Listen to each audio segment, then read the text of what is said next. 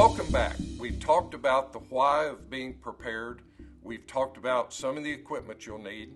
We've talked about water. What's next? Yeah, food. What kind of food am I going to have or will need in time of an emergency? You can get by with pretty minimal amounts of food. Remember, you got to have plenty of water.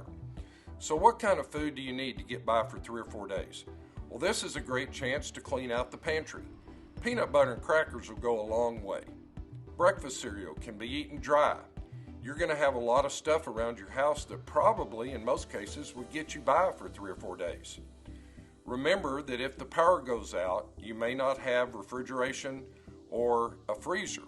But if the power's out because of freezing temperatures, just take your frozen food, stick it out on your back porch in a container where the deer won't eat it, of course, because they'll eat everything here.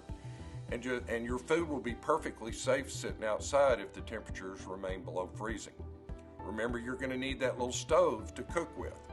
But what kind of food do you need? Number one, just gather around your house. See what you have. Be creative. Lay a bunch of stuff out on the cabinet and just think about, what can I make with this? Lots of beans and rice go a long way. And so just be creative and think about what you can do. You may want to get a pack of dehydrated food. There are commercially available kits that you can buy. For about $27 to $30, you can buy a 3-day supply of dehydrated food. Now, some dehydrated food is really, really good. It's come a long way in the last few years. It's not that nasty old stuff that we used to think of.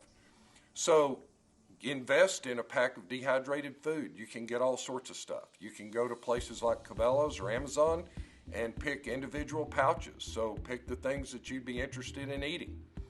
Dehydrated food works great. Just remember, you're going to need a water source that you can boil the water, something to boil it with, and just have a little camp out. Those things are great. Also, protein bars make great food during an emergency. You can use all sorts of bars. There's tons of them out there on the market. Find the things that appeal to you and use those things.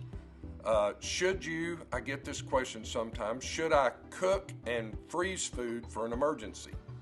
You know, most of the time that's really probably not going to be necessary, and you're going to have trouble with frozen stuff usually in an emergency.